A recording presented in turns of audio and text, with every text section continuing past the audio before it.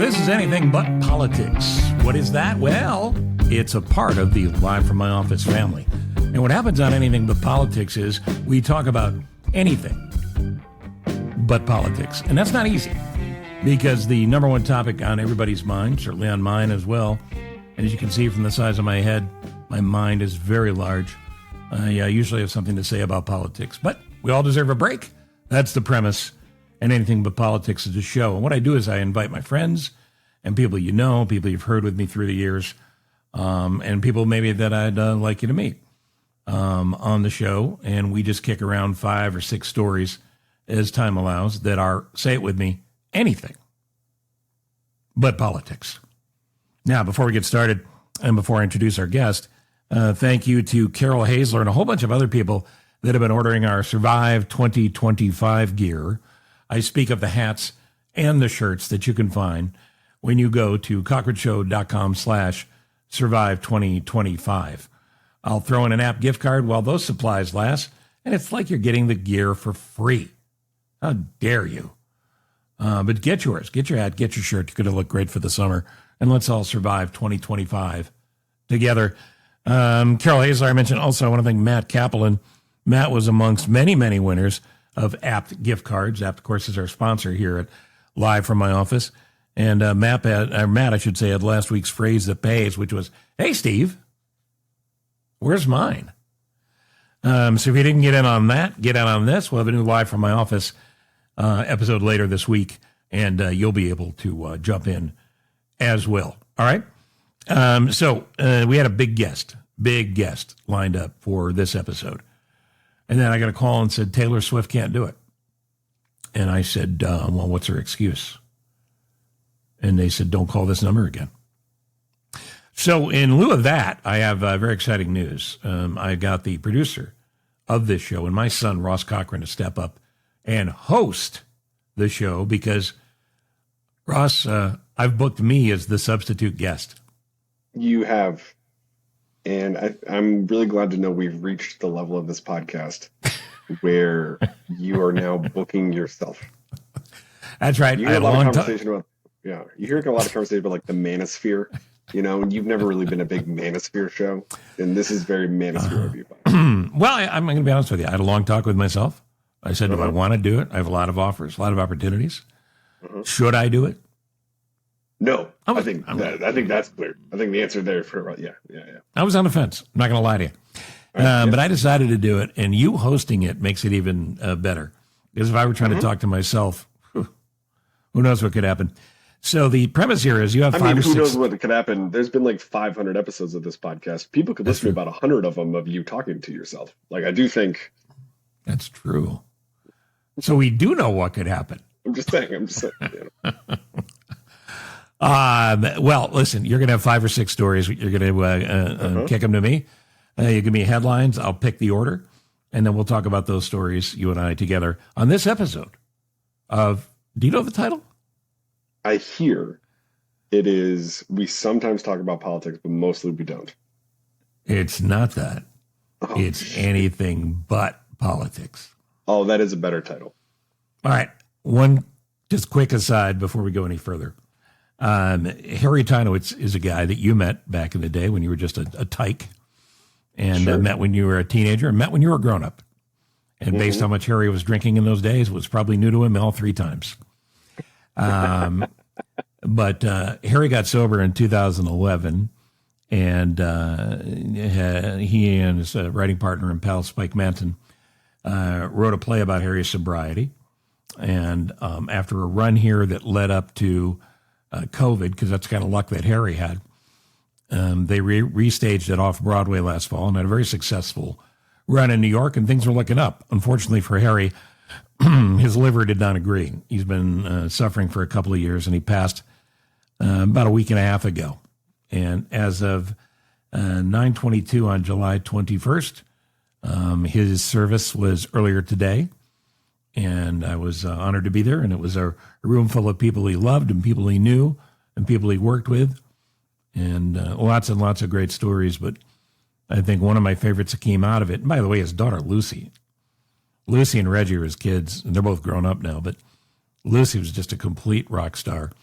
the services were held at a funeral home in Skokie, Illinois, and it was next door to a building that's well established in Chicago. And she opened with this joke, which is a good way to tell if she was Harry's daughter. She said, "My father's will stipulated that when he did die, that the services must take place within 500 feet of a Fannie Farmer store." And the Fannie Farmer candy store was next door, because the most nutrition Harry ever got was when he was having high level candy. Yeah, that makes sense. He was a kid that never grew up, and everybody had a good time with him. As I said, he got over the hump, and he was living a sober life. So he got robbed of a lot of years.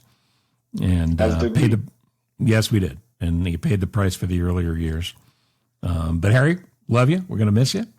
And you had a great family who will take care of Reggie, who's going to be an air traffic controller. And as Spike Manton said, stop listening to us and get to Newark. You're needed immediately. And life goes forward, because that's kind of the way this all works. Harry was not technically brilliant. I don't know if you know any older guys, Ross, that aren't technically brilliant. None come to mind. Yeah, because guys like you and I, we know our MySpace. Yeah. Another story that came up at Harry's services was that somebody had recommended a show on Netflix, and his daughter Lucy was at school, and he said, "Yeah, I can't do that because Lucy took Netflix to college." Which does now ironically sound like a special that you would watch on Netflix. Yeah, no question. Yeah. All right, well, let's get on with it. This is Anything But Politics. So I'm the guest. You're the host. Take over. Yeah, and I do think if any of you have listened to a few, I was just on the show about 5 episodes ago. And the Yelp reviews are great. Yes. But interviewing you is always a little bit like trying to get a new puppy to go outside to go to the bathroom. So we're going to get through this together. How's it different than getting me to go outside to go to the bathroom now? Great point. That's a really good point. All right, you ready for the headlines? Yes, you'll give me the headlines. I'll pick the story. So your headlines are: Batman's office and secret bathrooms. These real estate agents have seen it all. Okay. Extreme skydiver Felix Baumgartner dies in paragliding accident. Okay. That one got weirder as it went. Katy Perry suffers mid-air prop malfunction while straddling giant flying bug during Roar. These are all true stories, by the way. Yeah, for sure. Okay. AMC hopes new ticket discounts will reinvigorate the movie theater industry. TSA is preparing to modify the liquid rule. And Steve Miller Band cancels remaining 25 tour dates due to weather. All right, let's start with that one, because it's interesting to me, and I haven't had a chance to consult famed concert promoter Tom Skilling on the story. But I think I have the basics, but you tell me what happened. Yep. So Steve Miller Band, Steve Miller, the frontman, he issues a statement on the website pulling a plug on a tour due to extreme weather conditions. The statement reads in part, "You make music with your instincts. You live by your instincts. Always trust your instincts. We've canceled all upcoming tour dates. The combination of extreme heat, unpredictable flooding, tornadoes, hurricanes, and massive forest fires make these a risk for you, our audience. You can blame it on the weather. The tour is canceled." You're talking about Steve Miller Band was a huge star in the 70s into the early 80s. Keep on a Rockin' Me Baby, Jungle Love, things like that. But even now, whether it's a state fair circuit or whatever, you're talking about millions of dollars in revenue. As someone pointed out, I don't like to read the comments because most of the comments are ridiculous, even the good ones. But one of the comments made me laugh because it said, "Have you considered doing the show indoors?"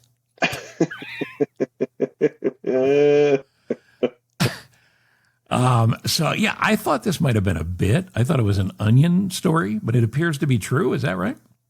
It definitely appears to be true. And it's one of those funny entertainment stories where, the article states the kind of ridiculous thing at the top, and then it begins to try to justify it with the rest of the piece. So it starts talking about all these different musical festivals that got cut short or cut, where people had to be rushed to the hospital because of, severe heat or climate being unpredictable. You were talking to Paul Douglas a few weeks ago, and he talked about how weather whiplash is the new normal, right? Yep. The rest of the article is stating that. But the idea that you look at your tour schedule and go, oh, no, I can't because of the weather. Yeah. So don't you think one of two things has to be going on here. One is he's nuttier than any front man in the history of rock and roll. For sure. Or two is he's just tired.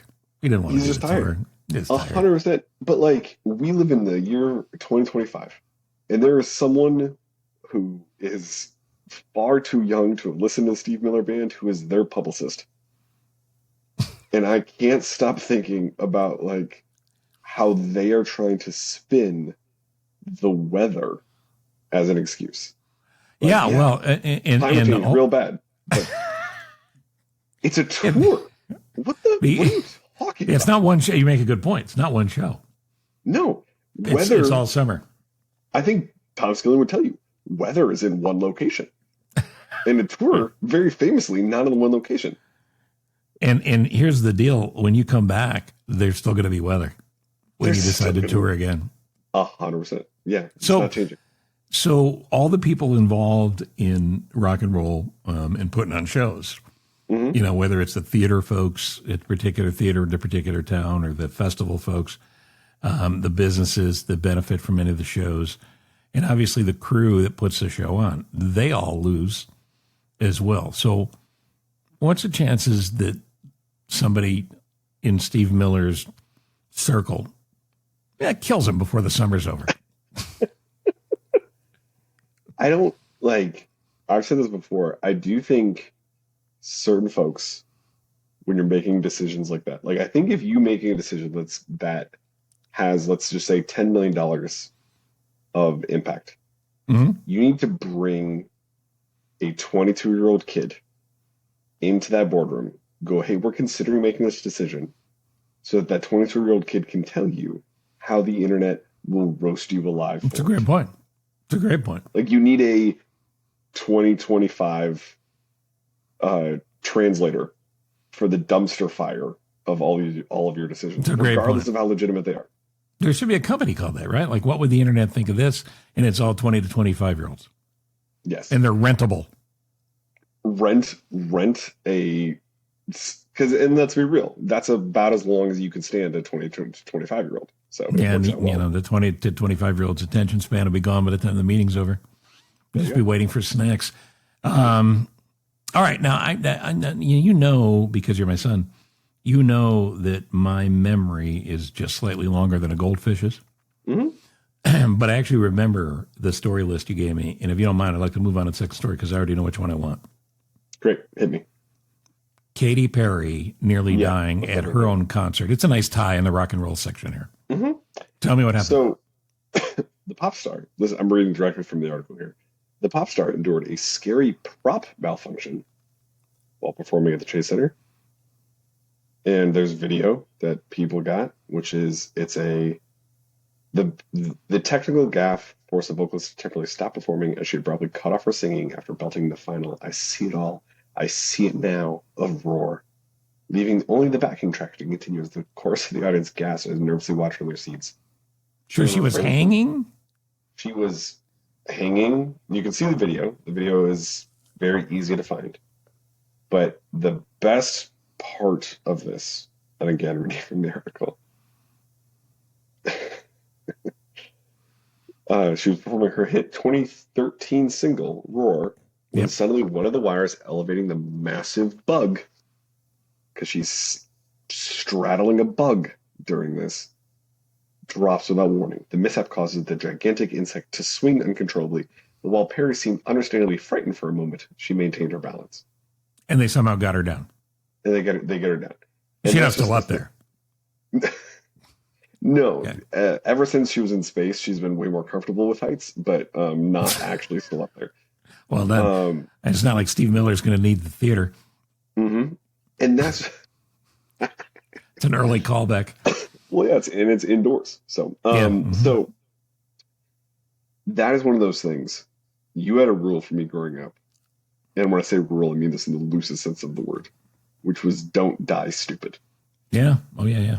You know, and your bit was always like, well, he died doing what he loved, looking at blimps. Which is right. blimp is a funny word. And if you die stupid, you leave the people that love you behind to explain why they loved you in the first place. Correct. Right. And this is one of those things where it's like, you know, when you like slightly miss a step going down the stairs and you feel like you're going to die, right? Your body goes into fight or flight that quickly. It's like that, but with that level of ridiculousness magnified by 100. I encourage people to go find the video because she's clearly in a somewhat precarious position on a giant ass insect. Yeah, and and Katy Perry singing a song from 12 years ago. 20,000 people probably in an arena. Sure. And because it's Katy Perry and Roar, I'm guessing a lot of little girls and boys under the age of 10. Sure, probably, yeah. Preparing to watch their favorite singer die. Not great. It's not great, but I do think when you watch it, don't watch it walking down the stairs. I think that's really the metaphor. Based on the experience. Can we just say, if you're because I know a lot of very famous pop stars listen to this podcast. Yeah, oh, yeah. I don't need you singing in the air. Like, no. Like, be on the ground. Like, why are we? No. Like, what are we doing? What, some of them can do it. Some of them are great. And also, I don't need it. No, and I'm not saying this is me, but some people might say you're flying around on a bug because you can't sing. And you're creating other ways of entertainment. Now, I actually think she has a nice voice, and she's beautiful, and she's had a nice career. But she also she's an astronaut.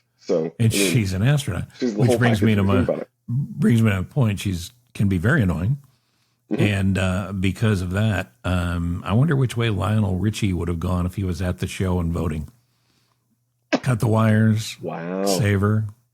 Wow. I mean, he's working with her all the time on Idol. It's a very specific callback, but I appreciate it. Yeah. The reference. Yeah. Right. So, listen, I can't believe how alert I am at this hour. Sure. Because I actually remember another story, which is a perfect segue from this story. Great. We had the Steve Miller Band, where we determined that crazy frontmen for bands are the problem, and the rest of the band goes home and goes, you wouldn't believe what the idiot did now. Being the frontman for a show business operation for years, the Steve Cochran Show, I know none of the people, including you who worked for me, ever had those kind of conversations about me. No. But we go from... No, not one time. We go from crazy frontman to Katy Perry flying around on a bug and nearly dying to this amazing story about Felix Baumgarten. Now, I know the background on this guy. And this to me is the perfect juxtaposition of what's wrong with America. And this is not politics. Felix Baumgarten held the world record, which will likely never be broken, for free falling, jumping, and then parachuting out of a flying object. This flying object in particular was in outer space. He flew as high as you can fly into outer space, opened the door, and jumped out of the spacecraft, and then free fell for, I don't know, you probably have it in front of you in the story, for I don't know how long, and survived. And I promise you, if you asked 1,000 people randomly all over the country who Felix Baumgarten was, no one, including Felix's family, would be able to tell you. This guy should be an international superstar, should have been an international hero, and instead, he was relegated to the pages of a historical asterisk. And now you're telling me he's gone? Because of paragliding. So in 2012, he jumped from the edge of space, falling from an altitude of 114,829 feet. Let that sink in for a second. That's 23 miles. He's 23 miles in outer space, and he jumped. For more than 4 minutes and reaching speeds of more than 843 miles an hour. Before he opened his parachute. And nobody knew him. Absolutely. And that's the thing. Like, this is... Obviously, he was made to do this. And obviously, the paragliding thing is a tragedy. It's obviously a tragedy. My question is, and that's kind of a crazy story. He crashed in Italy, crashed into a pool of a campsite, lost consciousness, went into cardiac arrest, and was pretty much dead. But one of the things that I think about reading this is like, this is the best skydiver ever, best Yeah. person ever at flying through the air in ways that he shouldn't. How do you discover that? Like, Yeah. you clearly have some sort of natural aptitude to it, but like, Right. what happens in his life where he goes, maybe I'll just jump out of a plane, and then that goes well enough where he goes, maybe the plane should go a little higher. Yeah. Because see, when I grew up, when I was a kid in the 70s, there was this guy named Evel Knievel. Right. Evel Knievel was our hero.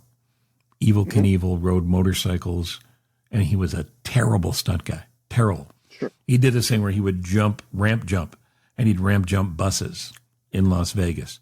At one point, he was supposed to ramp jump sharks in Chicago, and this is not made up.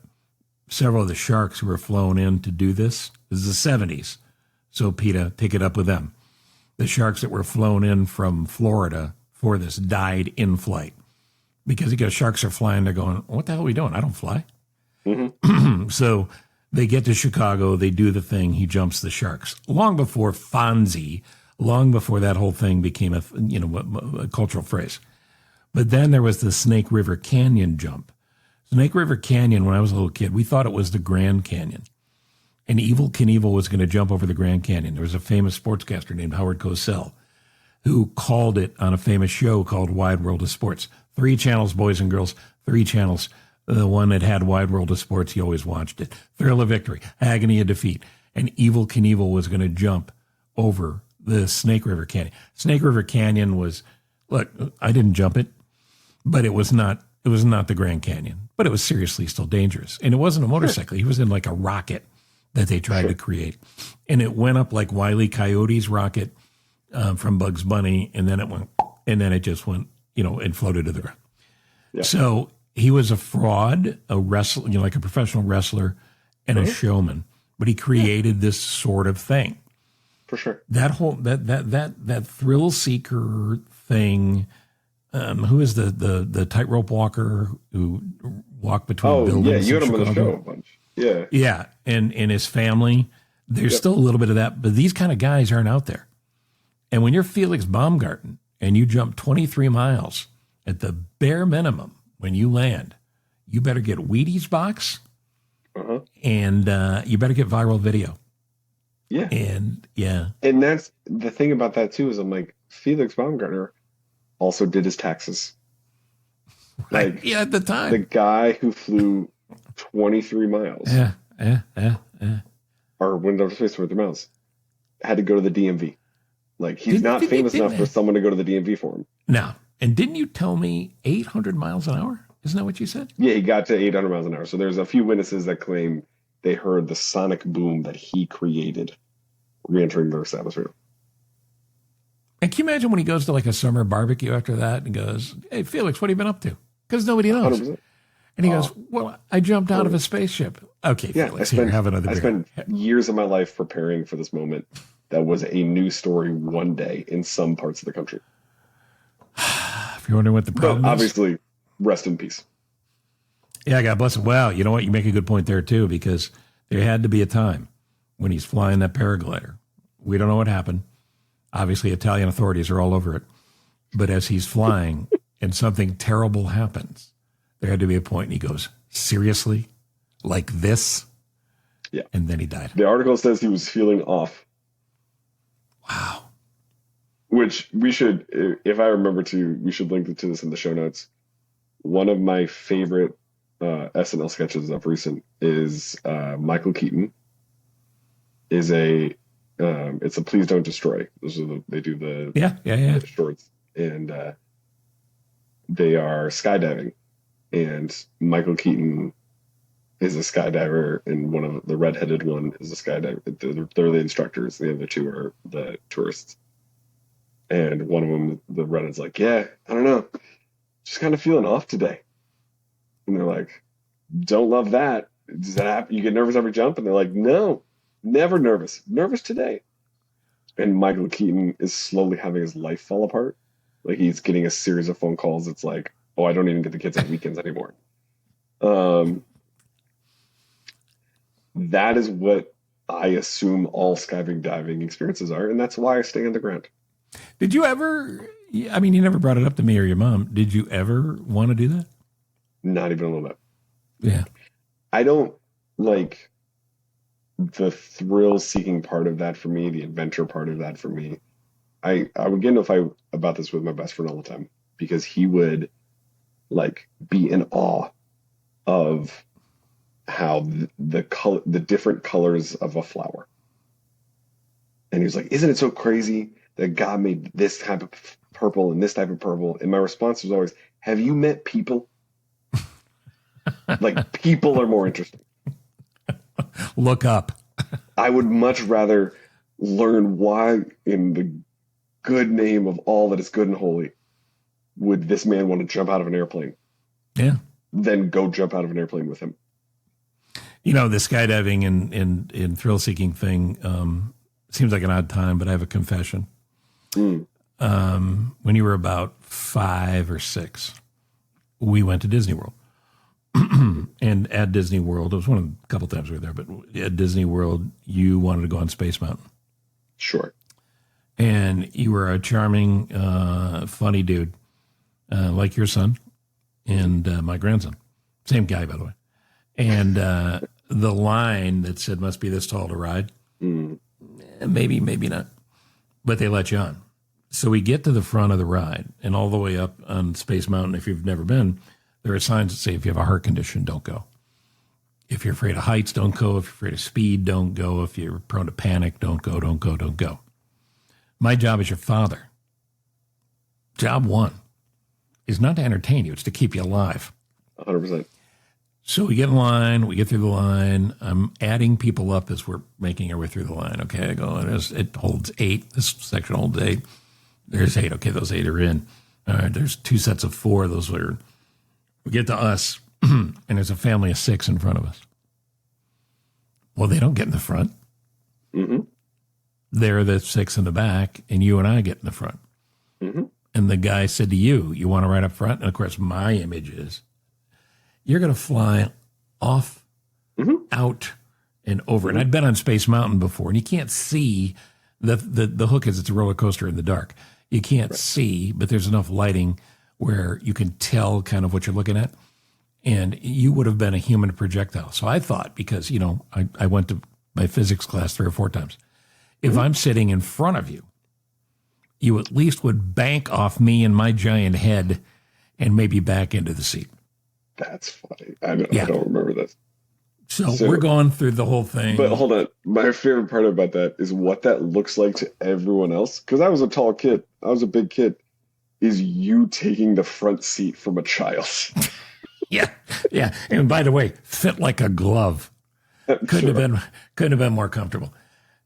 So I get into the thing, and I'm in the front, and I'm no thrill seeker.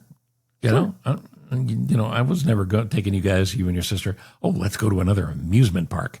But I want you to have a good time, and I don't want you to be scared or traumatized by it. So I'm making all sorts of fake whoops and yelling, and it's great, it's fantastic. And I could not have gotten on the ground fast enough. We get off the ride. You get off the ride. Again, you're 5, 6, 7 years old. I want to do it again. Great. I want to do it again. And I looked at you, and, you know, you've been a parent long enough, you know this. When you first have kids, you think, I'll never lie to them. Of course. Oh, yes, you will. Of course. Yes, you will. Of course. And I looked at you, my son. This is a confession. I looked at you and said, they're closed. Said, yeah, I'm with you, man. I'd like to do it again as well, but we barely got in. But it was the last ride. Yeah, that darn Mickey doesn't let you ride more than once. Right. Yeah. And it was probably an hour later, we're walking around, and I remember this specifically because you hear the screams from inside. Mm-hmm. And you looked up at me and you went, how come people are still riding the ride? And I said, oh, no, they're not. That's a recording of us when we were on there earlier. Wow. So you have to double down. Wow. 2 lives. Wow. And by the way, don't regret either one of them. Nah. Totally fine. Yeah, sure. All right, again, my level of alertness. I know you have the stories in front of you. I just am kind of impressed with myself that I can remember these stories. Yeah. So the only way you get to... What a lot of people don't know is we're recording this at 12:15. This is when we're doing your nap time. Yeah, it is my first nap of the day. Uh-huh. But this fourth story, I think, should be the airport. Okay. And the airport is your TSA headline, which was what? TSA is preparing to modify the liquid rule. Can I just really quickly, before diving into the story, can I point out to the listener, this is you hosting this shit, right? Like, yeah, but here's the thing. I haven't looked at a note. I haven't looked at any notes. I'm sure. I believe you. But the idea of me traffic copying this, even though I learned from watching you can't do it. And it just makes me laugh every time we do this. No. So here's something that I think is going to... Well, we could explain something else, though, too, before you get to the TSA story, because we had this conversation before. The entire time you've been, my son, which is most of your life, as you're growing up and you get married and you have kids, I would say, you don't need to fill in the blank here, but I would say one of the things that annoys you most about me is my interrupting. Sure. Where you're talking and I interrupt. And I explained it to you a couple of years ago, and it was like a light bulb went off when I said, 40 years on the radio, 40 years on stage, I can't have dead air. I can't have dead air. I can't have people pausing. A story needs to continue. If you need a long time to come up with a thought, you're talking to the wrong guy. So because of that, if you're interviewing me, it's really hard for me. Episode title, by the way. No, if you're interviewing me, it's hard for me to shut up. I encourage every millennial, with whatever a thing like that is with their parent, to ask them why enough. And then you'll get an answer like that, and you go, oh, yeah, that makes a lot of sense. Yeah. And it hasn't bugged me since. Okay. Let's see if I can shut up for this. All right, go ahead, TSA. This is exciting because, as the article states, after nearly 2 decades of confiscated shampoos, travel-sized toothpaste, and endless reminders about the 3-in-1 rule, the TSA is signaling it may be ready to roll back one of its most controversial policies, the ban on liquids over 3.4 ounces in a carry-on. So is it over? It looks like it is they're trying to get it over. So there's new scanners where it's able to just sort of take care of whatever the liquid ban was supposed to be taken care of. And the article... This is only 2 weeks after the shoe thing happened. When they made the announcement that you can wear your shoes now.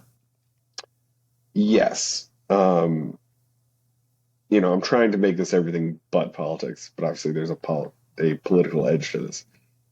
It is one of those things, how do you get to 3.4?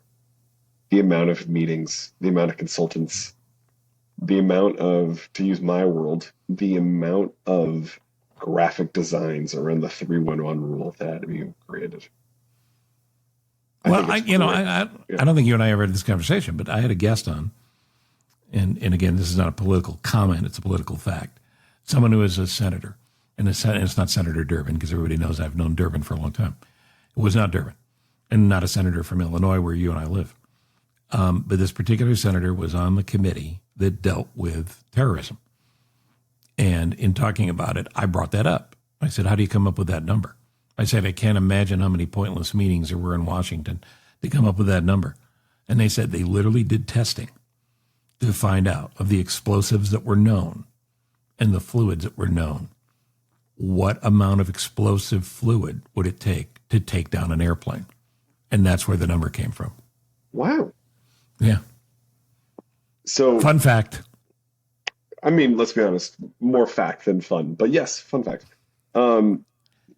So broader philosophy, which makes sense, of smarter screening, not necessarily more screening, not treating every traveler as a potential threat, using more risk space, like all of those things make a lot of sense to me. It does say for now, travelers should remain aware that this is a limit that's still in effect, but it seems obvious that changes are coming because as these various airports get what's called CT scanners, they've begun quietly relaxing some of the liquid rule for bags screened with the new systems. So the theory then, if it plays out, would be we'd be able to get on planes more quickly. Because so that you can wait on your runway for a couple hours because other parts of the travel industry don't work.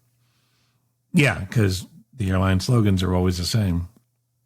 We're not happy. We're not happy till you're not happy. That's right. So I get it. I get what they're trying to do. I think it's a good thing. I don't know that we need to get on a plane faster because you've seen it. I've seen it forever. People can't wait to get on the plane. Mm-hmm. When the plane lands, they can't wait to get off the plane. Mm-hmm. So I tend to lay back. I go, I'll get on one. I'll be the last guy. I'm totally fine with the last guy. I got a seat. I'll be the last guy. But I'll get off. But it brings to mind something else. When you fly, when you travel, is there a rule that comes to mind that you'd like to see that's not out there right now? Anything related to traveling in the airport? Is there a rule that you would like to see put into effect? Sure. If I have headphones in, I don't want to talk to you. No talking. I don't need to talk to you. There was a man who, and I'm not at all trying to criticize. I'm not at all trying to judge. But there's a man who spent a flight from Minnesota while I'm listening to music, having a book open, and then eventually journaling in said book, trying to convert me to Islam. Oh, you're kidding. Yeah. And he's never told me that. Yeah, it was legitimately pretty funny because Christians, it's called spade a spade. Normally the shoe's on the other foot. Sure. But it was just this funny moment of not reading any social cues. I didn't know if he had a quota he was trying to hit. But it was wild. Yeah, for those of you who are thinking why aren't they saying the obvious jokes? We don't know if he had fluid on him. We don't know how much he had. Right. We don't know if he had his shoes on. This is not a comment on the fact that he was Muslim. He was trying to convert you, and you didn't want to pay attention. Correct. White dude from Minnesota trying to convert me to Islam. Wow. Yeah. Well, the Steve Martin way he got out of these conversations? Think about how famous Steve Martin is. Steve Martin said, if I'm flying and one of my movies would come up, and a guy would be watching it. This is back when, DVDs, so 20 years ago. He said, I'm flying, and a guy's watching one of his movies on DVD, and he's sitting next to him, and he's reading or he's doing whatever Steve Martin is doing at that point. And the guy's just praying that Steve Martin's going to go, hey, look at that, so they can talk about the movie. And he's trying to be cool, but, Steve Martin knows, he's right there. And the guy finally can't stop, and he goes, how about, look at that, that's you. And Steve Martin looked up and went, yeah, I've seen it. And then looked back down. And he said the guy basically left him alone at that point. So not bad. I would just expand what you're saying to a little more things on a personal level. No shoes off. Shoes off. Sure. We're all trying to get to the same place together. It's not your plane. It's not my plane. It's our plane. And if you take your shoes off, on a plane, authorities should be able to arrest you as soon as we land. Right. Sure. They should Felix Baumgartner. You want to take your shoes off? You gotta get off the plane while it's in the air. Right. Sure. No comfort animals. None. If you can't fly without an animal, you're on the wrong plane. We need to have a separate airline where people can fly with animals. And believe me, I am, and you know this, I am hypersensitive to folks who have anxiety issues, mental health questions, things of that nature. We should have a separate airline for animals. Yeah. You want to bring a camel on? Good luck. Whatever. It's going to cost you an upcharge, whatever the case may be. But no dogs, cats, and dogs and cats are the least of the problem. I mean, you have people trying to bring on peacocks, toy horses. I'm not making this up. Iguana, right? Yeah, 100%. Right. So no more animals. No more animals. No, zero. Okay. All right. Well, I think we've solved the problem. Well, I've forgotten the last two stories. I'm out, obviously. So what do we got? We got real estate horror stories and the movie industry. All right. We can leave the movie industry and let's make this one our final. You are about to move into a new home. in the next month or so. And if you listen to the end of the episode, I'll give you the address. I won't. No, you won't. But in the process of doing this, you have been through, and you worked in the real estate business for a while, but you've been through a lot of things that folks go through, but a lot of stress in regards to real estate. Yeah, it's been the way I've described it to people is if you have bought and sold multiple homes, I've now experienced all of those things in trying to buy and sell one home. Yes. So in the process of that, has any of that been funny? Oh gosh, yeah. Oh, yeah? Oh, yeah. We saw a house. The shortest way to describe it is you walk in and every room has a candle that's lit. Every room, which is dangerous. Really? Oh, yeah. And then we walk downstairs. Was it the Hotel California? It was giving off those vibes. And we walk downstairs and we see like a dog crate or a cat, like a small dog. And there's a towel over it. Does not look very clean. I can say that. And then the crate starts moving because there was a dog in the crate. And in the house. In the house. And it's one of those things. Moving sucks. Trying to list your house, trying to move. Like, none of this is easy. But it was this, Lauren, my wife, went through all of this effort and pain, like, to get our house ready to be listed. We had people coming to look at our house who were like, do they still live here? Did you guys get this professionally staged? Right? Like, she busted her ass to make this happen. Right. And then we showed up at places where, like, one of them, the bathroom, the toilet had not been flushed. And they were showing the house. One of them had, this was a wild one. So yeah, obviously the dog in the basement was a wild one. There's one where we wind up like in sort of a storage area basement. We're sort of like behind it's like half of the basement's finished. So we're in the unfinished part of the basement. And there's just a straight up cot on the ground. And we're like, squatter? Or is this like a parent and this is their quiet zone? Like, or is it a hostage? Or is it a hostage? So there was a lot of stuff like that.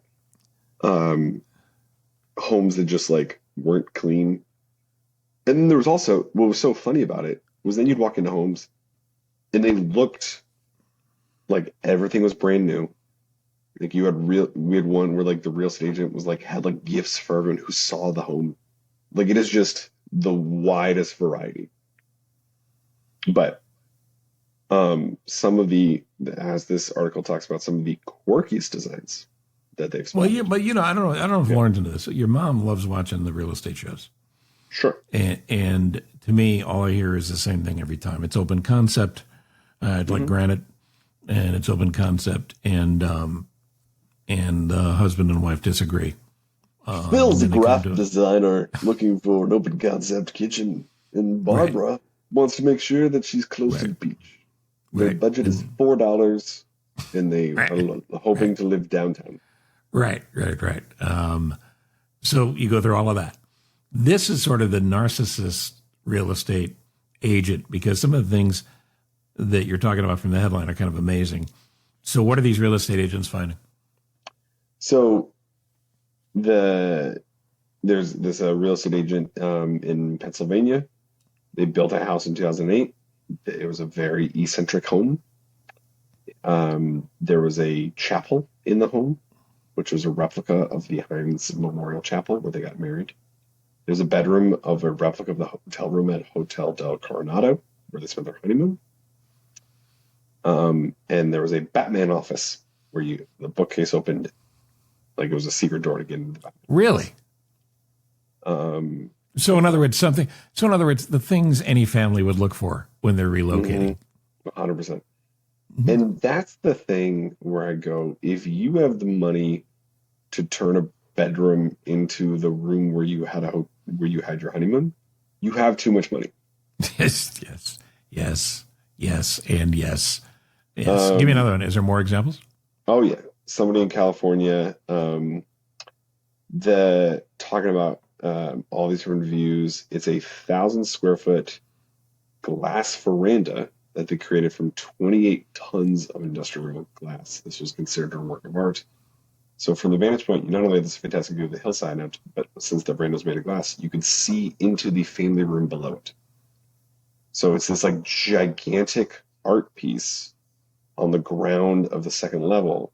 So you're walking on it and you literally can like look down and see the living room. So walking out from the kitchen onto the glass floor was not a comfortable experience because you're afraid of heights. So it just looks like it's like the Sears Tower. That level at the Willis Tower where you could look down 100 floors. Uh-huh.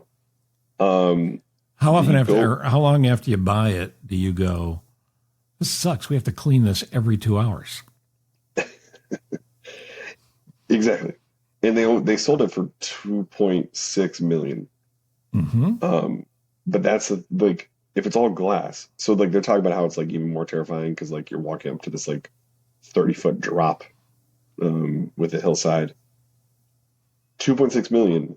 I'm thinking 0.6 million of that is just Clorox wipes. That's exactly right. Yes, that's exactly right. I'm trying to find one a little bit closer to home. There's one in Vegas. We can leave this one, which is like, so in February, this realtor sold a 3-bedroom at 1.7 million. All the usual luxury features you'd expect. Was a cabana bath by the pool that was hidden behind a rock wall.